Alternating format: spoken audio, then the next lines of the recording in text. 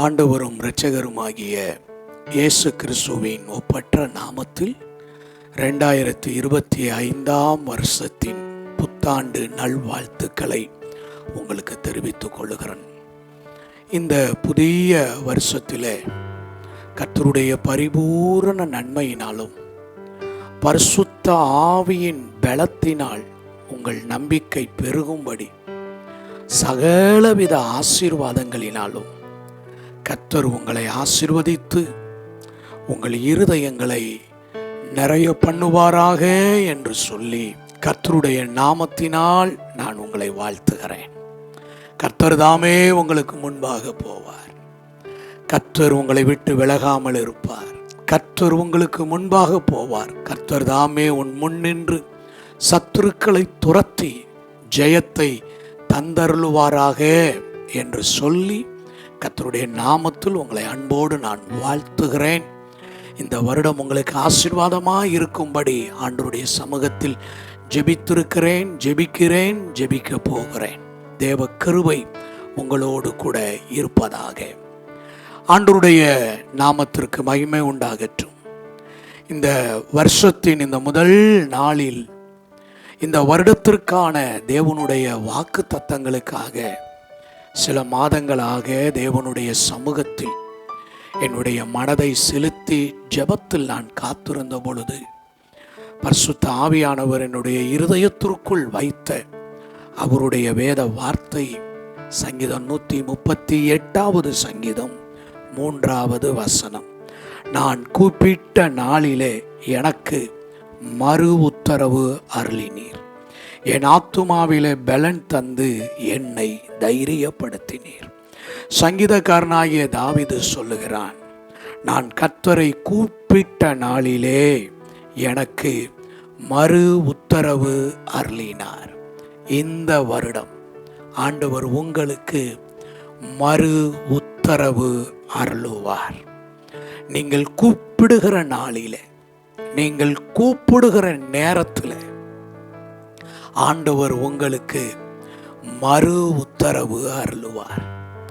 எலியாவின் ஜெபத்திற்கு அக்கினியினாலே மறு உத்தரவு அருளின தேவன் உங்கள் ஜெபங்களுக்கு, உங்களுடைய கூப்பிடுதலுக்கு ஆண்டவர் மறு உத்தரவு அருளுவார். பார்வோனுக்கு மங்களகரமான உத்தரவு தேவன் அருளினார் என்று ஆண்டவருடைய வார்த்தை சொல்லுகிறது. உங்கள் வாழ்க்கையில இந்த வருஷத்துல ஆண்டவர் மங்களகரமான உத்தரவுகளை ஆண்டவர் உங்களுக்கு தந்தருளுவார்.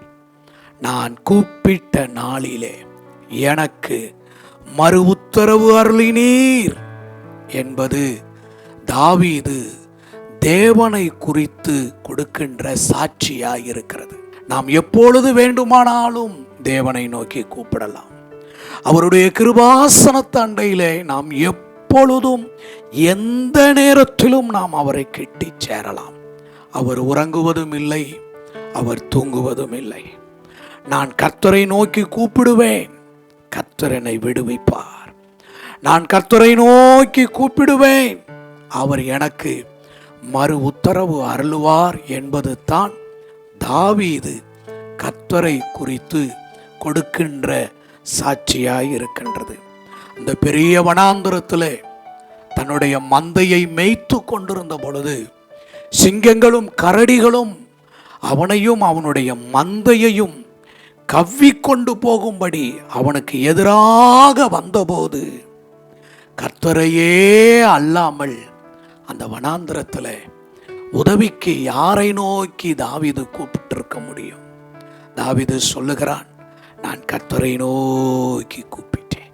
பெரிய கோலியாத் முழு இஸ்ரவேல் ஜனங்களையும் நடுங்க வைத்து கொண்டிருந்த பொழுது தேசத்தின் ராஜா முதல் கொண்டு தேசத்தின் குடியானவன் வரைக்கும் அவனுடைய கர்ஜிக்கிற அந்த சத்தத்தை கண்டு அவன் முகத்துக்கு முன்பாக விலகி ஓடின பொழுது தாவீது ஒருவன் மாத்திரம், நான் அந்த பெலிஸ்தியனை மேற்கொள்ளுவேன் என்று சொல்லி அவன் புறப்பட்ட பொழுது கர்த்தரையே தவிர வேற ஒருவரையும் அவன் நோக்கி கூப்பிடவில்லை. தாவீது மனித உதவியை நாடவில்லை, தன்னுடைய சுய பலத்தை சார்ந்து கொள்ளவில்லை. சிங்கத்தின் கையுக்கும் கரடியின் கையுக்கும் என்னை தப்புவித்த கர்த்தர் இந்த பெலிஸ்தீனுடைய கையிலிருந்து என்னை விடுவிப்பார் என்று சொல்லி அவர் சாட்சி பகருகிறார். தாவீது சொல்லுகிறார், எனக்கு உண்டான நெருக்கத்தில் கர்த்தரை நோக்கி கூப்பிட்டு தேவனை நோக்கி அபயமிட்டேன். தமது ஆலயத்தில் இருந்து என் கூப்பிடுதலை அவர் கேட்டார். கர்த்தருடைய ஜனமே, இந்த 2025 உங்கள் பிரச்சனை சிறியதோ பெரியதோ, உங்களுடைய போராட்டம் கொடிதானதோ பயங்கரமானதோ, கர்த்தரை நோக்கி கூப்பிடுங்கள். கர்த்தரிடத்திலே விடுதலை உண்டு. கர்த்தர் கூப்பிடும் பொழுது பதில் தருவேன், மறு உத்தரவு அருளுவேன் என்று கர்த்தர் வாக்கு பண்ணி இருக்கிறாரே. நீங்கள் அவரை நோக்கி கூப்பிடுங்கள். நீங்கள் அவரை கூப்பிடுகிற நாளிலே அவர் உங்களுக்கு மறு உத்தரவு அருளுவார்.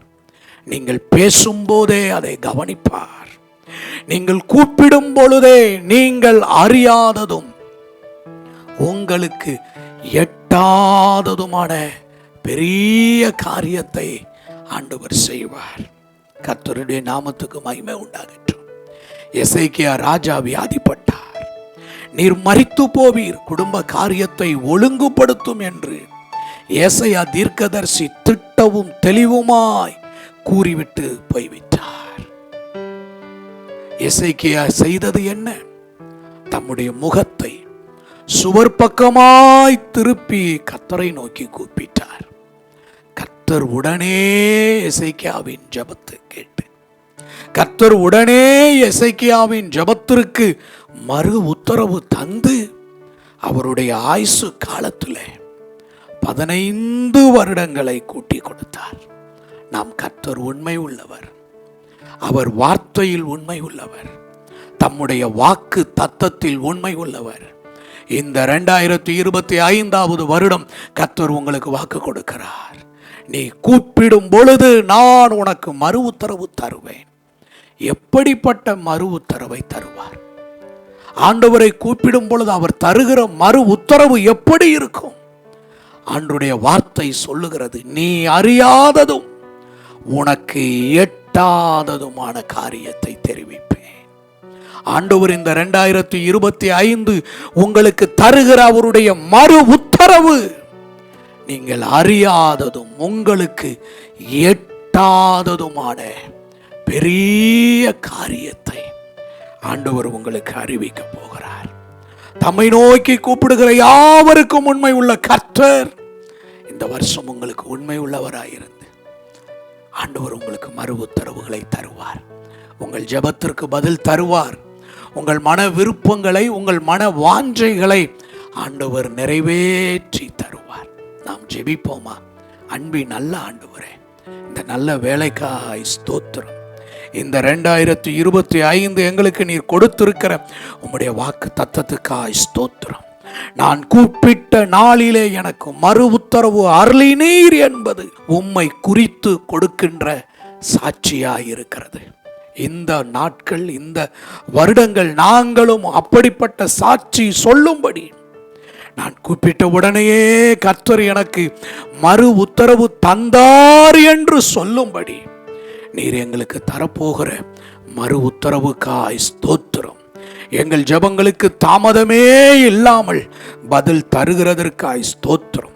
நாங்கள் பேசும் பொழுதே கர்த்தர் அவைகளை கவனித்து எங்களுக்கு நன்மை செய்ய போகிறதற்காய் உமக்கு ஸ்தோத்திரம். இந்த வருடம் எங்களுக்கு ஆசீர்வாதமாய் இருப்பதற்காய் ஸ்தோத்திரம். உம்முடைய நன்மையினால் நீர் எங்களை திருப்தியாக்க போகிறதற்காய் ஸ்தோத்திரம். அற்புதங்களை காண செய்தருளும் இயேசுவின் நாமத்தில் பிதாவே, ஆமென். God bless you. கர்த்தர் உங்களை ஆசீர்வதிப்பார். ஆமென்.